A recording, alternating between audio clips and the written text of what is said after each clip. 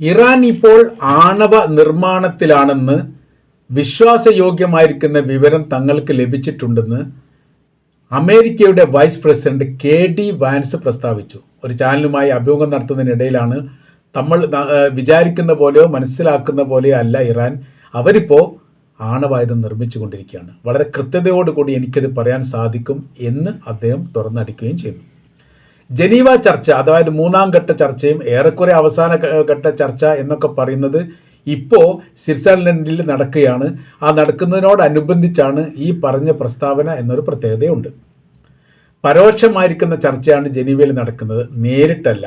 അഥവാ മധ്യസ്ഥർ മുഖാന്തരമുള്ള ചർച്ചയാണ് എന്ന് ചുരുക്കം. അതിൽ ഒമാൻ, ഈജിപ്ത്, ഖത്തർ പങ്കാളിത്തം വഹിച്ചുകൊണ്ട് അവർ തമ്മിലുള്ള ചർച്ച, അതായത് ഇറാൻ്റെ ആളുകൾ പറയുന്ന കാര്യം മധ്യസ്ഥരോട് പറയുന്നു, മധ്യസ്ഥർ അത് അമേരിക്കയുമായിട്ട് പങ്കിടുന്നു, അമേരിക്കയുടെ കാര്യങ്ങളൊക്കെ മധ്യസ്ഥരോട് പറയുന്നു, അത് ഈ ഇറാൻ്റെ വിദേശകാര്യമന്ത്രിയുമായിട്ട് ബന്ധപ്പെട്ടവരോട് അത് പറയുന്നു. ഇങ്ങനെയാണ് ഒരു പരോക്ഷ ചർച്ച എന്നതുകൊണ്ട് ഉദ്ദേശിക്കുന്നത്. അതാണിപ്പോൾ ജനീവയിൽ നടക്കുന്നത്.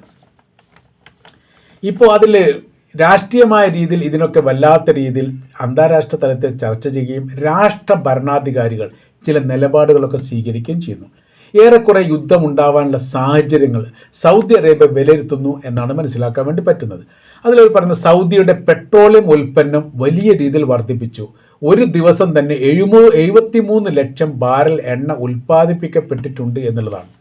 അപ്പോൾ യുദ്ധ സാഹചര്യങ്ങൾ ഉണ്ടാകുന്ന സമയത്ത് ഇത്ര വിപുലമായ രീതിയിൽ എണ്ണ നിർമ്മാണം നടത്താൻ വേണ്ടി സാധിക്കില്ല, ഉൽപ്പാദിപ്പിക്കാൻ സാധിക്കില്ല.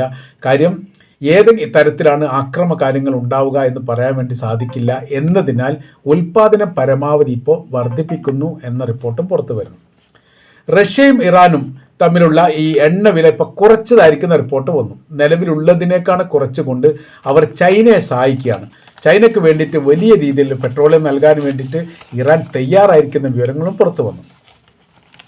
ഇനി നമ്മൾ ആണവ കരാറുമായിട്ട് ബന്ധപ്പെട്ട്, അതായത് ഇപ്പോഴത്തെ KD വാൻസ് പറയുന്നതിന് 2 തലമുണ്ട്. ഈ തലം എന്ന് പറഞ്ഞാൽ, ഒന്ന്, ഇറാഖ് യുദ്ധ സമയത്ത് സദ്ദാം ഹുസൈനെതിരെ ബ്രിട്ടൻ്റെ പ്രധാനമന്ത്രി ടോണി ബ്ലെയർ പറഞ്ഞൊരു കാര്യമുണ്ടായിരുന്നു. അവിടെ കൂട്ട നശീകരണ വസ്തുക്കളുണ്ട്, അത് സാമൂഹ്യ വിപത്താണ്, അത് ഇല്ലാതാക്കണം, അതുകൊണ്ട് ആണ് ഞങ്ങൾ യുദ്ധത്തിന് തയ്യാറാകുന്നത് എന്നുള്ളത്. അത് ഒരു യുദ്ധത്തിൻ്റെ മുനമ്പിൽ നിന്ന് അല്ലെങ്കിൽ യുദ്ധം വരുമെന്ന് ഉറപ്പുള്ള സമയത്ത് ഒരു ഭരണാധികാരി പറയുന്ന വാക്കായിട്ടാണ് പരിണമിച്ചത്. പിന്നീട് അങ്ങനെ ഉണ്ടായതും അങ്ങനെ തന്നെയാണ്. അപ്പോൾ ഇപ്പോഴത്തെ ഈ അമേരിക്കയുടെ വൈസ് പ്രസിഡന്റ് KD വാൻസ് പറഞ്ഞത് നിസ്സാരമായിട്ട് കാണാൻ വേണ്ടി സാധിക്കുകയില്ല. ഇറാൻ എന്ന് പറയുന്ന രാജ്യം അവിടെ ആണവായുധം ഉണ്ടാക്കുന്നുണ്ടോ ഇല്ലേ എന്നുള്ളത് മറ്റൊരു വശം. പക്ഷേ ഇപ്പോഴത്തെ ഒരു സാഹചര്യത്തിൽ ഇറാൻ ആണവ നിർമ്മിതി നടത്തിക്കൊണ്ടിരിക്കുന്നു എന്ന് തങ്ങൾക്ക് വിശ്വാസയോഗ്യമായിരിക്കുന്ന വിവരം ലഭിച്ചിട്ടുണ്ട് എന്ന് ഒരു രാജ്യത്തിൻ്റെ വൈസ് പ്രസിഡന്റ് പറയുന്ന സമയത്ത് ഗൗരവത്തിലെടുക്കേണ്ട കാര്യമാണ്. 2018 ആണവ കരാർ, ആ കരാർ 2015 ആണവ കരാർ അത് റദ്ദാക്കപ്പെട്ടിട്ടുണ്ട്. അത് റദ്ദാക്കിയത് എന്ന് പറയുന്നത് ഇയാളാണ്, അമേരിക്ക ഡൊണാൾഡ് ട്രംപ് ഭരിക്കുന്ന സമയത്താണ്. 2018 വരെ, 2018 ആ കരാർ റദ്ദാകുന്നത്, 2015 ആ കരാർ ഉണ്ടാകുന്നത്. ജോയിന്റ് കമ്പൽസീവ് പ്ലാൻഡ് ആക്ഷൻ എന്ന് പറയുന്നത് JCPOA എന്നുള്ള കരാറായിരുന്നു. 2018 US പ്രസിഡന്റ് കരാറിൽ നിന്ന് പിന്മാറി, ഏകപക്ഷീയമായിട്ട് പിന്മാറാനുള്ള കാര്യത്തെക്കുറിച്ച് ചില വിശദീകരണങ്ങൾ അതിനോടനുബന്ധിച്ച് അവർ പറയുകയും ചെയ്തിട്ടുണ്ട്. അതിൻ്റെ ശേഷം, അതായത് ഈ കരാറിൽ നിന്ന് 2018 അമേരിക്ക ഇറാനുമായിട്ടുള്ള ആണവായുധ കരാറിൽ നിന്ന് പിന്മാറിയപ്പോൾ ഇറാൻ അത് വലിയ രീതിയിലുള്ള അവസരമായിട്ട് വരികയും അവർ സമ്പുഷ്ട യുറേനിയം ഊർജിതമായിട്ട് നിർമ്മിക്കാൻ വേണ്ടി ആരംഭിക്കുകയും ചെയ്തു. ട്രംപ് ഈ വിഷയവുമായിട്ട് ബന്ധപ്പെട്ട് പറയുന്ന കാര്യം ഇങ്ങനെയാണ്: മിസൈൽ നിർമ്മാണവുമായിട്ട് ബന്ധപ്പെട്ട് അതിനെ നിയന്ത്രിക്കുന്നതിന് ഈ കരാർ വ്യവസ്ഥയിൽ പറയുന്നില്ല. ഈ കരാർ എന്ന് പറഞ്ഞാൽ ചൈനയുണ്ട്, റഷ്യയുണ്ട്, യൂറോപ്യൻ രാജ്യങ്ങളുണ്ട്, അമേരിക്കയുണ്ട്. അങ്ങനെ സംയുക്തമായ രീതിയിലുള്ള ഒരു കരാർ വ്യവസ്ഥയാണ്. അതിലാണ് പൊടുന്നതിനെ ഒരു സുപ്രഭാതത്തിൽ അമേരിക്ക പിന്മാറുന്നത്. മിസൈൽ നിർമ്മാണവുമായിട്ട് ബന്ധപ്പെട്ട കാര്യത്തെക്കുറിച്ച് നിയന്ത്രിക്കാൻ വേണ്ടി കരാർ വ്യവസ്ഥയിൽ പറയുന്നില്ല. അതാണ് ഒരു പ്രധാനമായിരിക്കുന്ന കാരണം. രണ്ടാമത്തത്, ആയുധ സംഘങ്ങളെ നിയന്ത്രിക്കുന്നതിന് ഈ കരാർ വ്യവസ്ഥയിൽ പറയുന്നില്ല. അത് ഇതിൽ ഉൾപ്പെടുത്തേണ്ടതാണ്. ആയതിനാൽ ഞങ്ങൾ ലംഘിക്കുന്നതെന്ന് പറയാം. ഈ സായുധ സംഘങ്ങൾ എന്ന് പറഞ്ഞാൽ വ്യത്യസ്ത മേഖലകളിൽ, വ്യത്യസ്ത രാജ്യങ്ങളിൽ ഇറാൻ്റെ മിലീഷ്യകളായിട്ട് പ്രവർത്തിക്കുന്ന ഷിയ വിഭാഗത്തിന് ആയുധപരമായിരിക്കുന്ന സഹായങ്ങളോ സാമ്പത്തികമായിരിക്കുന്ന സഹായങ്ങളോ ഇറാൻ നൽകുന്നു. അത് നിർത്തൽ ചെയ്യണം എന്നുള്ളത് നിർബന്ധമാണ്. ഇസ്രായേൽ പല ഘട്ടങ്ങളിലും പറഞ്ഞതാണ്, തങ്ങളും അത് പറഞ്ഞിട്ടുണ്ട്. പക്ഷേ അത് ഈ കരാർ വ്യവസ്ഥയിൽ നോക്കുന്ന സമയത്ത് കാണുന്നില്ല. പിന്നീട് നിശ്ചിത കാലമാണ് ഈ കരാർ വ്യവസ്ഥക്ക് ഒരു പരിധി നിശ്ചയിച്ചത്. ആ കരാർ കഴിഞ്ഞാൽ പിന്നെ ആ കാലാവധി കഴിഞ്ഞാൽ പിന്നീട് ഈ ഇറാൻ ശക്തി സംഭരിക്കുകയും കൂടുതൽ ആയുധങ്ങൾ നിർമ്മിക്കാൻ വേണ്ടി ആണവായുധങ്ങൾ നിർമ്മിക്കാൻ വേണ്ടി തയ്യാറാവുകയും ചെയ്യും എന്നതിനാൽ എന്ത് ചെയ്യുന്നു, ഞങ്ങൾ ഈ കരാർ വ്യവസ്ഥയിൽ നിന്ന് പിന്മാറുന്നു. എന്നിട്ട് എന്ത് ചെയ്തു, ഡൊണാൾഡ് ട്രംപ് ഇറാനെതിരെ സാമ്പത്തിക ഉപരോധം പ്രഖ്യാപിച്ചു.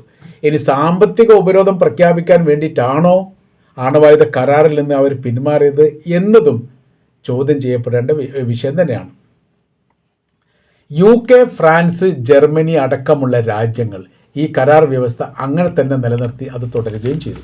എന്നാൽ കണിശമായിരിക്കുന്ന നിലപാടുകളൊന്നും പല ഘട്ടങ്ങളും ഇവർ പറയാറില്ല, പറഞ്ഞാലും ഇറാനോട്ട് സ്വീകരിക്കാറുമില്ല.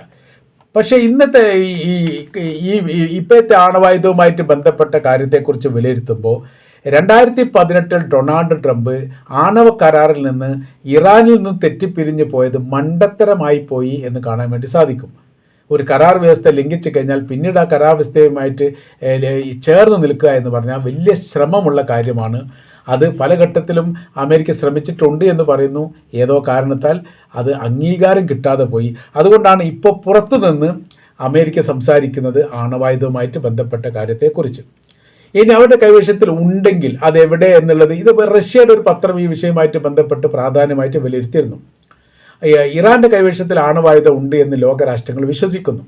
അത് അമേരിക്കക്കും ഈ റഷ്യക്കും ഇസ്രായേലിനൊക്കെ അറിയാവുന്ന കാര്യമാണ്. എന്നാൽ അവർ എങ്ങനെ നിർമ്മിച്ച് പൂർത്തീകരിച്ചിട്ടുണ്ട് എന്നുള്ളതും എവിടെയാണ് സൂക്ഷിക്കപ്പെട്ടത് എന്നുള്ളതുമാണ് രണ്ടാം ഘട്ടത്തിൽ അവർക്ക് അറിയേണ്ടത്. അത് വലിയ രീതിയിലുള്ള ശ്രമങ്ങളൊക്കെ നടത്തിയിട്ടുണ്ടെങ്കിലും പരാജയപ്പെട്ടിരിക്കുകയാണ്. ആളുകളില്ലാത്ത ഏരിയയെക്കുറിച്ച് ഇങ്ങനെ പറയുന്നുണ്ട്. ഇറാൻ്റെയും ഇറാഖിൻ്റെയും അതിർത്തിയിൽ കിലോമീറ്ററുകളോളം ജനവാസമില്ലാത്തതും ബന്ധമില്ലാത്തതും പച്ച മരുഭൂമിയായിട്ട് കിടക്കുന്ന ഒരുപാട് പ്രദേശങ്ങളുണ്ട്. ഈ പ്രദേശത്ത് ഇറാൻ ആണവായുധം സൂക്ഷിച്ചിട്ടുണ്ട് എന്ന് സംശയിക്കുന്നു. അപ്പോൾ ഇവിടുത്തെ വിഷയം എന്ന് പറഞ്ഞാൽ അമേരിക്കക്കോ മറ്റേതെങ്കിലും രാജ്യത്തോ ഈ ഒഴിഞ്ഞു കിടക്കുന്ന രണ്ട് രാജ്യത്തിനും അവകാശം പറയാത്ത ഈ പ്രദേശത്തേക്ക് അങ്ങനെ നുഴഞ്ഞു കയറിയിട്ടൊന്നും വരാൻ വേണ്ടി പറ്റില്ല. ഇനി ഏതെങ്കിലും തരത്തിൽ അങ്ങനെ വന്നാൽ അപകടമോ ദുരന്തമോ ഉണ്ടായിക്കഴിഞ്ഞാൽ, അല്ലെങ്കിൽ മൈനുകളെല്ലാം കുഴിച്ചിട്ടിട്ടുണ്ടെങ്കിൽ അത് പൊട്ടിത്തെറിച്ച് മരിച്ചാൽ രാജ്യത്തിന് വലിയ നാണക്കേട് അതുണ്ടാവും. അതുകൊണ്ട് ഈ മേഖലയിലേക്ക് എത്തുക എന്ന് പറഞ്ഞാൽ പ്രയാസമായിരിക്കുന്ന കാര്യമാണ്. അത് കണ്ടിട്ടാവണം ഒരുപക്ഷെ ഇങ്ങോട്ട് മാറ്റിയത് എന്ന അഭിപ്രായം പുറത്തു വരുന്നു.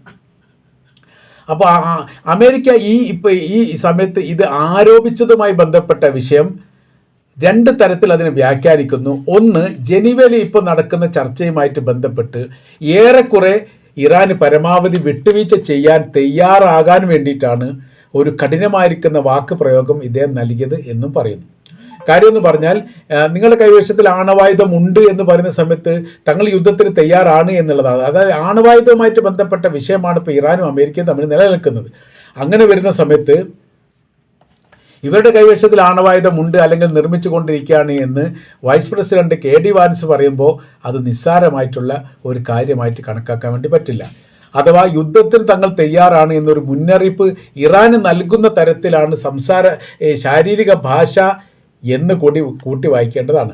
അപ്പോൾ ജനീവ ചർച്ചയുമായിട്ട് ബന്ധപ്പെട്ട കാര്യത്തിന് ഏറെക്കുറെ എന്ത് പരിസമാപ്തി ഉണ്ടാവും എന്ന് ലോകം നിരീക്ഷിക്കുകയാണ്. ലോകം നോക്കി നിൽക്കുന്നത് ആ കാര്യം തന്നെയാണ്.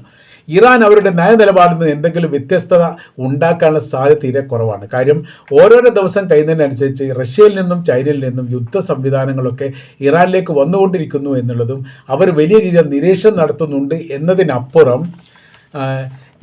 റഷ്യയുടെ സാറ്റലൈറ്റ് ചിത്രങ്ങൾ ഉപയോഗിച്ചുകൊണ്ട് ഓരോരോ നീക്കുപോക്കുകളും ഒപ്പിയെടുക്കുന്ന ഒരു പ്രവർത്തനം റഷ്യ നടത്തുകയും അത് ഇറാൻ അവർ പറഞ്ഞു കൊടുക്കുകയും ചെയ്യുന്നുണ്ട്. അപ്പോൾ ഈ അറേബ്യൻ കടൽ കേന്ദ്രീകരിച്ചുകൊണ്ടും ഈ ഇന്ത്യൻ മഹാസമുദ്രം കേന്ദ്രീകരിച്ചുകൊണ്ടുമാണ് പ്രധാനമായ രീതിയിലുള്ള അവരുടെ കപ്പൽ വിന്യാസമുള്ളത്. ഏറ്റവും ഒടുവിൽ പിന്നെ മെഡിറ്ററേനിയൻ കടലിലേക്ക് ഒരു യുദ്ധക്കപ്പൽ കൂടി വന്നതോടുകൂടി അതൊരു പൂർത്തീകരണത്തിൻ്റെ രീതിയിലേക്ക് എത്തുകയും ചെയ്തു. ഇതിനെ ഏത് മേഖലയിൽ നിന്നും ആക്രമിക്കാൻ തരത്തിലുള്ള സംവിധാനങ്ങൾ ഇറാൻ ഒരുക്കിയിട്ടുണ്ട് എന്ന് അവർ ആവർത്തിച്ച് പറയുന്നു. അവർ ആ പ്രവൃത്തി ചെയ്യുന്നവരാണ് എന്നുള്ളത് ഇസ്രായേലിനെതിരെയുള്ള ആക്രമണവുമായിട്ട് ബന്ധപ്പെട്ട് നമുക്ക് വിലയിരുത്താൻ സാധിക്കുകയും ചെയ്യുന്നതാണ്. അപ്പോൾ നമ്മൾ പറഞ്ഞു വരുന്ന വിഷയം ഇതാണ്: ഇറാൻ്റെ കൈവശത്തിൽ ആണവായുധമുണ്ട് എന്ന് അമേരിക്ക വിശ്വസിക്കുന്നു, ഇസ്രായേലും വിശ്വസിക്കുന്നു, ഏറെക്കുറെ മറ്റു രാജ്യങ്ങളും വിശ്വസിക്കുന്നു. പക്ഷെ തെളിവോ അതല്ലെങ്കിൽ നിർമ്മിക്കുന്നതുമായിട്ട് ബന്ധപ്പെട്ട ഏതെങ്കിലും ഒരു സാക്ഷ്യമൊയ്യോ പോലും കിട്ടാൻ വേണ്ടിയിട്ട് സാധിക്കുന്നില്ല എന്നൊരു നിരാശയും യഥാർത്ഥത്തിൽ അമേരിക്കക്കുണ്ട്. ഏതായിരുന്നാലും ജനീവ കരാർ ഒരു വലിയ രീതിയിലുള്ള നിർണായകമായിരിക്കുന്ന ഒരു ചർച്ചയുടെ സമാപ്തിയാകും എന്ന് ഞാൻ വിശ്വസിക്കുന്നില്ല. മറ്റൊരു ചർച്ചയ്ക്ക് വേണ്ടിയിട്ട് കഴിഞ്ഞ ചർച്ച കുറച്ചുകൂടി പുരോഗതി ഉണ്ട് എന്ന് പറഞ്ഞ് അത് അവസാനിപ്പിക്കാനാണ് സാധ്യത എന്നാണ് ഞാൻ വിലയിരുത്തുന്നത്.